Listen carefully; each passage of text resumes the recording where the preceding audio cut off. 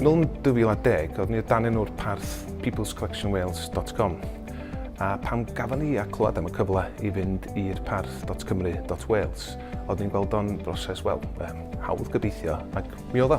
A hefyd, nath ni weld bod yn gyfle i fod yn rhan o broses lle fysa ni medru cael ffocws mwy ar ddim jyst bod o yna ar y we, ond bod o yna ar y we, dim .com, ond .wales.cymru.